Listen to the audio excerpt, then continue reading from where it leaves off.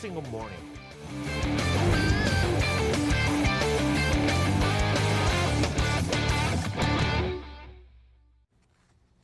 한 주의 딱 중간 수요일 아침 글로벌 랩과 함께하고 계십니다. 이번 주말에 G20 정상회담도 있고, 그다음에 지금 미국하고 중국이 다시금 이제 무역 협상에 실무진이 이제 돌입을 하다 보니까 여러 가지 긴장이 많은 아침입니다.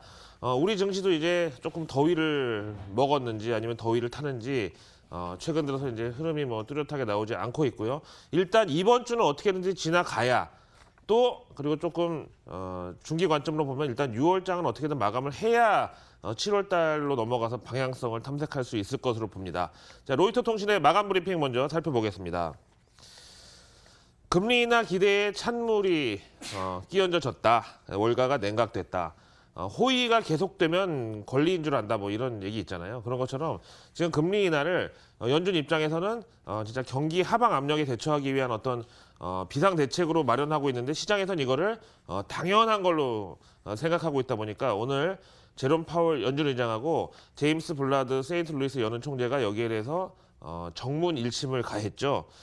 그 FOMC 때만 해도 상당히 비둘기파적이고 친시장적이었는데 일주일 만에 이렇게 안면을 바꿔버린 연준에 대해서 시장은 조금 뭐라 그럴까요? 추위를 탔다. 약간 좀 서늘함을 느꼈다 이렇게 볼 수 있겠고요. 특히 이제 제롬 파월 연준 의장 같은 경우는 오늘 이제 뉴욕에서 연설을 했는데 그 바로 전에 24시간 전에 트럼프가 지금 연준이 경제에 돌아가는 꼴이 어떤지 좀 알아야 될 필요가 있다. 부정적으로 이제 이렇게 또 연준을 압박했는데 파월이 여기에 대해서 연준의 독립성을 해치지 말라고 마치 시위하는 듯한 오늘 발언을 했는데 이제 그게 바로 다음 내용에서 전해지겠습니다. 어쨌든 오늘 결자 해지라고 할까요? 그동안 연준이 금리 인하 기대감으로 올려놨던 증시를 연준이 또 한번 냉각수를 부었다 이렇게 볼 수 있겠고 연준이 이제 금리 인하는 공짜 점심이다 같은 이런 사고방식을 경계해야 된다고 오늘 입장 표명을 했죠. 파월 의장이 불확실성 주시가 우선돼야 한다. 지금 금리 인하를 하는 건 절대로 공짜가 아니라 경기 하방 압력이나 아니면 경기의 어떤 불확실성을 대처하기 위해서 금리를 내려주는 거기 때문에 금리가 인하된다는 걸 무조건 간의 혜택으로 보지는 마라 이거고 그다음에 앞에 말씀드린 대로 지난주 FOMC에서 혼자 금리 동결에 반대표를 던졌던 금리 인하를 하려면 6월 달에 바로 했어야 된다라고 주장했던 제임스 블라드 세인트 루이스 연은 총재 역시도 오늘 약간 좀 매파적으로 표정을 바꿨는데요. 지금 현재 시중에서는 절반 정도가 7월 FOMC에서는 금리를 한 번에 두 방, 그러니까 0.5%포인트 인하해야 된다라는 기대가 있는데 이거 누가 봐도 오버센스다. 오버하지 마세요. 이렇게 얘기를 한 거죠. 그래서 평소에 좀 온화하고 좀 이제 잘 화도 내지 않는 사람이 한 번씩 그렇게 세게 말하면 더 충격이 큰 것처럼 누가 봐도 그냥 거의 비둘기 아닌 모습을 찾아볼 수가 없었던 이런 분이 갑자기 이런 얘기를 하니까 시장에서는 이게 뭐지 하고 조금 방황을 했었다는 거죠. 자, 그런가 하면 이제 G20으로 모든 관심이 쏠리고 있습니다. 오사카에서는 지금 이제 G20 정상회담 준비가 한창이라고 하고요. 뭐 당연히 예상하셨겠지만 이번 이제 메인 테마는 글로벌 경제가 되겠습니다. 두 번째 테마는 이제 무역과 투자. 근데 이제 여기까지 이목이 집중되고 있고요. 결국은 글로벌 경제라는 게 글로벌 뭐 전체 무역과 투자에까지 연결되는 거다 보니까 두 번째 테마까지 이목이 집중되고 있는데 이런 상황이다 보니까 무역과 투자에 있어서 가장 중요한 이제 지금 관세 전쟁을 빼놓을 수가 없잖아요. 그래서 미국과 중국 간에 그러니까 트럼프 시진핑 정상회담이 이제 G20 둘째 날 토요일 날 지금 회담이 잡혀 있는데 이게 잘못하면 두 번째 테마랑 엮이면서 미국 대 나머지 그러니까 미국 대 G19 뭐 이렇게 좀 퍼질 수도 있다는 거라서 미국의 어떤 이제 자국 경제 보호를 위한 관세와 그걸 반대하려는 사람들까지 이제 일대 다의 혹은 다자 회담으로 번질 수 있다. 이렇게 보고 있는 거죠.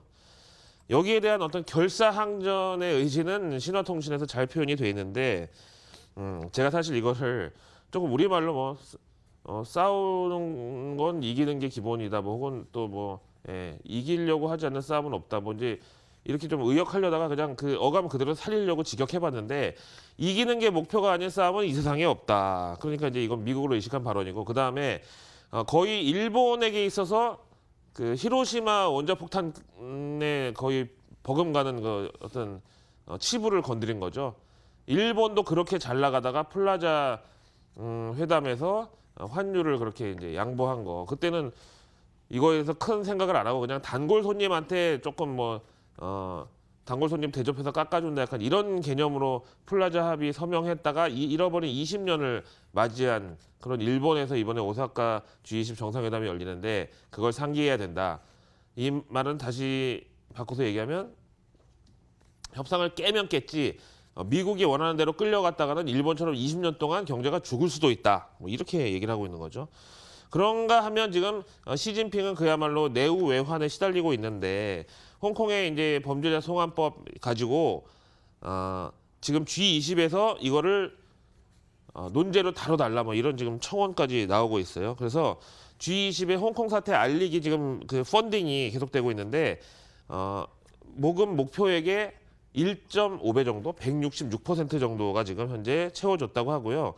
지금 이제 일부 시위대는 G20에 맞춰서 일본 오사카에 가서 G20 회담장 밖에서 이제 시진핑을 성토하는 지금 시위를 벌일 것으로 예정하고 있고, 그 다음에 G20에서 홍콩의 어떤 범죄 송환법 내지는 그 개별적인 이제 이 자치 체계를 인정해달라 이런 식의 이제 논제를 좀 G20에서 다뤄야 된다. 이제 이런 거에 대한 어떤 뭐 이 모금이 이 돈을 가지고 이제 각 그 인터내셔널 그 언론지 일면에다가 광고로 실차는 건데 그렇게 하면서 G20에서 홍콩 문제 다뤄달라라는 이제 청원이고요.